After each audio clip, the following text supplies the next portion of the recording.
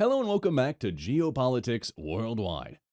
Denmark has long been considered one of the best places to live globally, consistently ranking high in the quality of life indicators such as healthcare, education, and infrastructure. This reputation has made it an attractive destination for migrants, leading to a steady increase in immigration over the past 3 decades. However, in recent years, public opinion in Denmark has dramatically shifted, with a growing opposition to migration. Tensions have risen as the country continues to receive large numbers of refugees, prompting Denmark to adopt some of the most restrictive immigration policies in the European Union. Denmark's approach to migration has changed significantly since 2019, moving away from integrating refugees into Danish society to focusing on their return to their home countries as soon as it deems safe. The term integration has been replaced with self-support and return in official discourse. For example, in April 2021, Denmark has begun revoking the residency permits of some Syrian refugees, arguing that it's now safe for them to return to Damascus.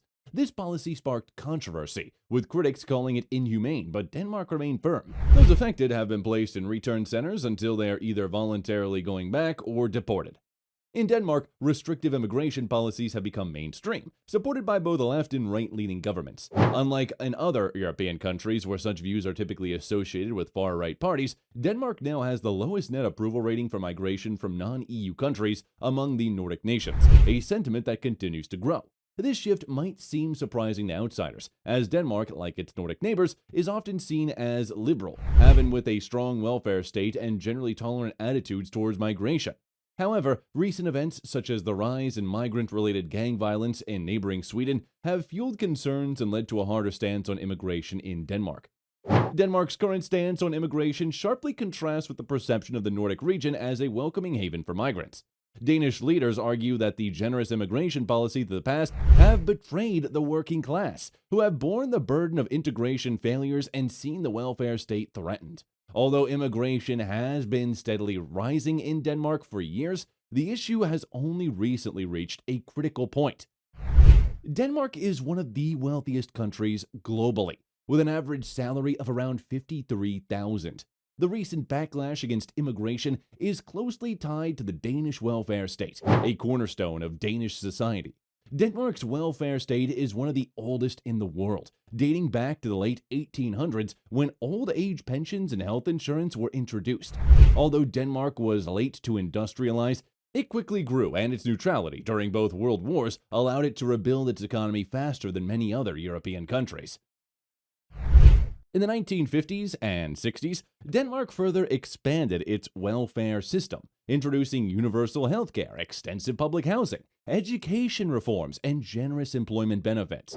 Today, Denmark offers up to a year of parental leave and some of the most generous unemployment benefits globally.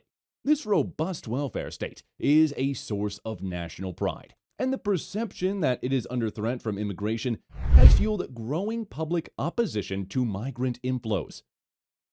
Despite facing economic challenges in the 70s and 80s, Denmark has remained committed to its welfare programs. Healthcare and education are mostly free and rank among the best globally. The Danish welfare state is generous, but it is funded by high taxes, with the average Dane paying about 46% of their income in taxes.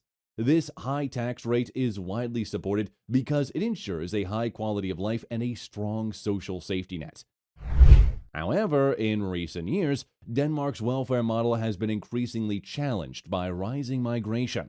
The welfare system works effectively when everyone contributes, balancing out those who take more from the system with those who contribute more than they receive. This balance or equilibrium is crucial for the system's sustainability. The equilibrium has started to shift as the number of people drawing from the welfare state has increased without a corresponding rise in contributions. Over the past decade, immigration to Denmark has outpaced emigration, with significantly contributing to the country's population growth. As of 2014, immigrants made up more than 8% of Denmark's population, with a large portion coming from non-Western countries.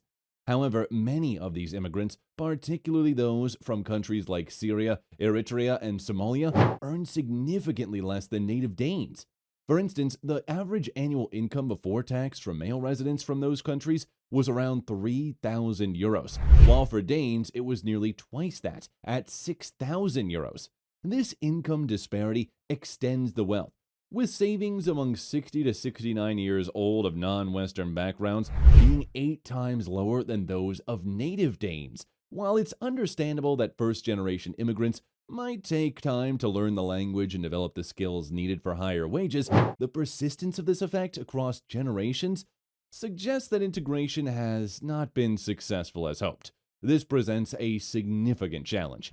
A Danish government paper analyzing the net financial contributions of residents found that native Danes had a net positive contribution of 41 billion Danish kroner, while those from non-Western backgrounds and their descendants had a net negative contribution of 24 billion kroner. Typically, children and the elderly withdrew more from the system than they contribute, making it essential for working-age people to contribute significantly more. Even after adjusting for factors like age, the study found that net contributions were generally positive for Western immigrants, but negative for those from Middle Eastern and North African or MENA countries. Denmark has long been considered one of the best places to live, with a high quality of life supported by a robust welfare state. However, recent years have seen growing tensions over immigration, driven by the perception of the poor integration of non-Western migrants in undermining this welfare system. A significant concern is child poverty among non-Western families, with 36% of children aged 10 to 14 living in relative poverty, compared to just 2% among Danish children. This poverty has been linked to higher crime rates, and many in Denmark fear a rise in violent crime similar to what's been observed in neighboring Sweden, where gang violence has surged in recent years. Denmark's response to these challenges includes a controversial policy known as the Ghetto Plan, aimed at eliminating immigrant-dominant neighborhoods, or ghettos, by 2030. This plan includes mandatory daycare and education requirements for children from non-Western backgrounds, aimed at teaching them Danish language and values. Families who don't comply face reductions in social welfare payments. Another aspect of the plan involves the demolition and privatization of public housing in these areas, with the goal of reducing the concentration of non-Western residents to no more than 30% by 2030. The government believes that a more balanced ethnic composition will reduce crime and improve integration. These measures have sparked significant controversy. Critics argue that the policies are discriminatory and stigmatize immigrants, potentially leading to further segregation rather than promoting integration. Despite protests and criticism, the Danish government has continued with these policies, though it has abandoned the term ghetto in favor of parallel societies. In addition to domestic policies, Denmark has also taken steps to reduce the number of migrants entering the country. It has led to a coalition of 15 EU member states in calling for the EU to strengthen its borders and work with non-EU countries along migration routes to accept more refugees. Denmark has also explored the idea of outsourcing asylum procedures to third countries, similar to UK's Rwanda plan. Although Denmark faces labor shortages, these are primarily in high-skilled positions that asylum seekers are not typically qualified to fill. The contrasting approaches to immigration between Denmark and Sweden highlight the challenges of integration in the Nordic region. While Denmark's policies are more restrictive and have drawn criticism, they reflect a broader trend in Europe towards tougher immigration measures. As these sentiments grow, it remains to be seen whether other countries will adopt similar policies.